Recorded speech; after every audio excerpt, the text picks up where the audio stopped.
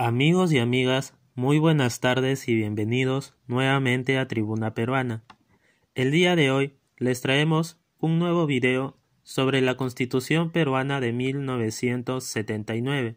Para dar paso a la transición y el regreso a la democracia, mediante Decreto Ley número 21.949 del 4 de octubre de 1977, el general Francisco Morales Bermúdez convocó a elecciones para conformar una asamblea constituyente, cuya misión sería dar al país una nueva constitución, en reemplazo de la de 1933, dejando claro que su contenido debía institucionalizar las transformaciones revolucionarias del gobierno militar. Los peruanos eligieron a 100 representantes que formarían dicha asamblea. Las elecciones se realizaron el 18 de junio de 1978. Fernando Belaúnde Terry no quiso que Acción Popular participe en la contienda electoral, al no estar de acuerdo que el gobierno pretendiese condicionar la institucionalización de las reformas revolucionarias. Participaron el APRA, el Partido Popular Cristiano, el Partido Demócrata Cristiano y muchos grupos de izquierda, entre ellos el Frente Obrero Campesino Estudiantil Popular, el Partido Socialista Revolucionario, el Partido Comunista Peruano, el Frente Nacional de Trabajadores y Campesinos y la Unidad Democrática Popular. El APRA obtuvo 37 escaños, correspondiéndole a su líder Víctor Raúl Haya de la Torre, de 83 años, presidir el hemiciclo al lograr la mayor votación preferencial. El Partido Popular Cristiano obtuvo 25 escaños y los 38 escaños más se repartieron entre los otros movimientos. La Asamblea Constituyente se instala el 28 de julio de 1978. Los legisladores concluyeron su trabajo con la promulgación de la nueva Constitución Política del Perú el 12 de julio de 1979. Haya de la Torre, ya muy enfermo, la firmó en su lecho de muerte.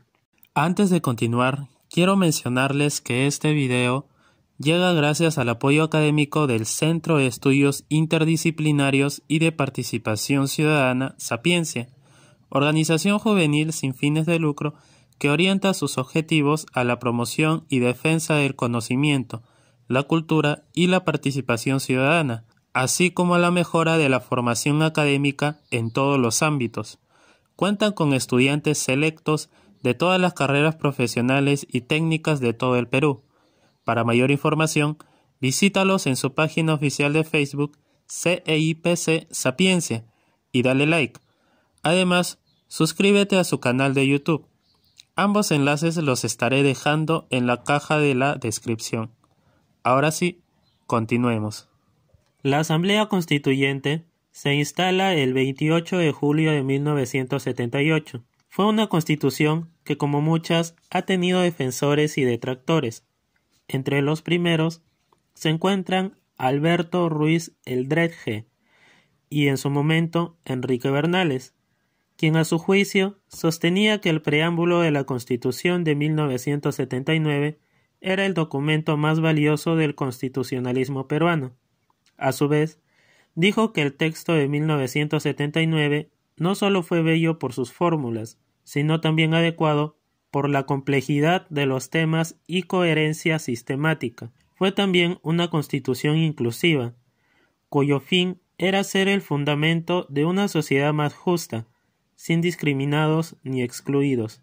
Esta lesionada constitución de 1979 tiene un mérito enorme, pocas veces reconocido.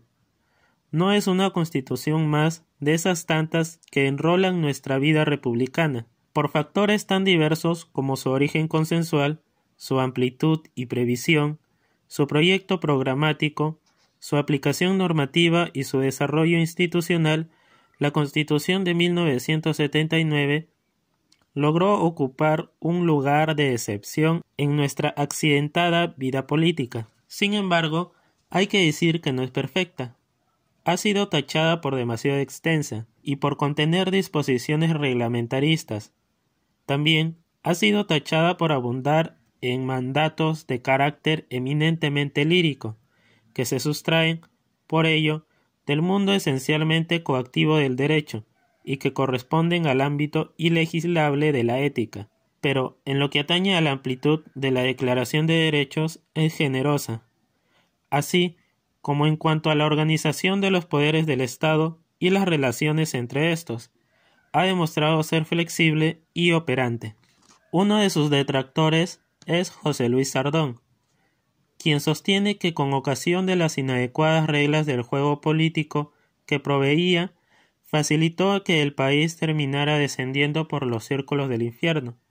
Decía que en un contexto de estrés social y de shocks económicos externos, la democracia terminó naufragando. Viendo las cosas en retrospectiva, puede afirmarse, según él, que en las mismas reglas del juego político de 1979 estaba enquistado el germen de su destrucción. Sin embargo, no podemos negar que fue un texto consensuado, para lo cual hubo acuerdo de intereses, antes que de ideologías, porque ninguna de las fuerzas políticas tenía una mayoría absoluta para hacer primar sus decisiones. Destaca también su carácter pluralista en materia económica, al admitir diversas formas de propiedad. Acogió la economía social de mercado y se ratificó, quizás en exceso, la intervención del Estado en la materia económica, sin menoscabo de la libre iniciativa privada en ese terreno. Esta Constitución instaura un sistema democrático representativo, en el que el presidente y vicepresidentes fueran escogidos simultáneamente y por un periodo de 5 años. Se trajo abajo los excesivos poderes parlamentaristas otorgados por la Constitución de 1933 y se reforzó la autoridad del presidente de la República. Este podía observar los proyectos de ley aprobados en el Congreso y podía disolver la Cámara de Diputados si ésta censuraba a 3 consejos de ministros. Podía conceder indultos y conmutar penas, pero el derecho de amnistía quedó reservado al Congreso. Se le otorgó también mayor poder en materia presupuestal, lo cual le permitió una mayor capacidad de implementar sus políticas. Dicho sea de paso, el Congreso se componía de 2 cámaras, la de senadores y diputados. El Senado, de 60 miembros, era elegido por las regiones. Serían senadores vitalicios, además, los expresidentes constitucionales de la República. La Cámara de Diputados, de 180 miembros, serían elegidos por los departamentos. Solo la Cámara de Diputados podía interpelar, censurar o negar confianza a los ministros. En cuanto al Poder Judicial, se mantuvo casi la misma organización dispuesta en la anterior Constitución, incluyendo el nombramiento de los magistrados por los poderes políticos. El Consejo Nacional de la Magistratura fue el organismo encargado de proponer ante el presidente de la República a los magistrados de la Corte Suprema y de las Cortes Superiores. Asimismo, se restableció el Ministerio Público, cuya función sería velar por la independencia de los órganos judiciales y por la recta administración de justicia, así como la defensa de los derechos de los ciudadanos. En materia de los procesos electorales, se instauró la segunda vuelta en las elecciones para presidente de la República, quien debía ser elegido por más de la mitad de los votos válidamente emitidos. Si el candidato que resultaba con mayor votación no lograba esa mayoría absoluta, entonces debía procederse a una segunda elección, dentro de los 30 días siguientes, entre los candidatos presidenciales que hubieran obtenido el primer y segundo lugar en los comicios de la primera ronda. Primera vez que se aplicó esta norma fue durante las elecciones generales de 1990. Asimismo, podían votar todos los peruanos mayores de 18 años que estuvieran en el goce de su capacidad civil, quedando así derogada la restricción al voto de los analfabetos, consignada en la anterior Constitución. Solo los miembros de las Fuerzas Armadas y policiales en servicio activo no podían votar ni ser elegidos. En su artículo 65, estableció que la ciudadanía o mayoría de edad era para todos los peruanos a partir de los 18 años. Se rebajó así la edad, que anteriormente era de 21 años. El ciudadano debía inscribirse en el registro electoral y recabar su documento de identidad personal para ser considerado como tal. Es de resaltar que esta carta trajo consigo también la abolición de la pena de muerte, salvo en caso de traición a la patria en guerra exterior. Resalta de esta Constitución el respeto y exaltación de los derechos humanos, como no lo hubo en anteriores textos constitucionales. Esto fue motivado por dos aspectos fundamentales. En primer lugar, porque salíamos de una dictadura militar y porque la Asamblea Constituyente coexistió con ella. Mientras en la Plaza Bolívar funcionaba la Constituyente, a pocos metros, en Palacio de Gobierno, lo hacía una junta militar que presidía un gobierno de facto. La Carta de 1979 introdujo el control concentrado de la Constitución a través del Tribunal de Garantías Constitucionales. Hasta entonces se había privilegiado únicamente el control político, a cargo ya sea del Congreso o del Consejo de Estado. En efecto, una de sus señas de identidad más saltantes fue la creación de una jurisdicción constitucional. Su inspiración fue la Constitución Española de 1978, pero también en la Constitución de la Segunda República Española de 1931, de donde recogió el nombre. Con ella quedaban claramente definidos el habeas corpus, que existía ya en el Perú desde 1897, el proceso de amparo y además la acción de inconstitucionalidad. El progreso trascendental fue la incorporación del concepto de derechos fundamentales, como también el establecimiento de una cláusula que otorga rango constitucional a los tratados internacionales sobre derechos humanos. La Constitución no podía estar opuesta a la Declaración Universal de Derechos Humanos, aprobada por la Asamblea General de las Naciones Unidas en 1948, constituyendo un compromiso internacional en virtud del Pacto Internacional de Derechos Civiles y Políticos y el Pacto Internacional de Derechos Económicos, Sociales y Culturales, así como el Protocolo Facultativo del Pacto Internacional de Derechos Civiles y Políticos. Los dos pactos sobre derechos económicos, sociales y culturales y sobre derechos civiles y políticos se aprobaron con resoluciones 2200 de 1966 y el Perú los aprobó por los decretos leyes números 22.129 y 22.128 e inclusive la resolución legislativa número 13.282 de 1959 incorporó a nuestro ordenamiento la Declaración de Derechos Humanos.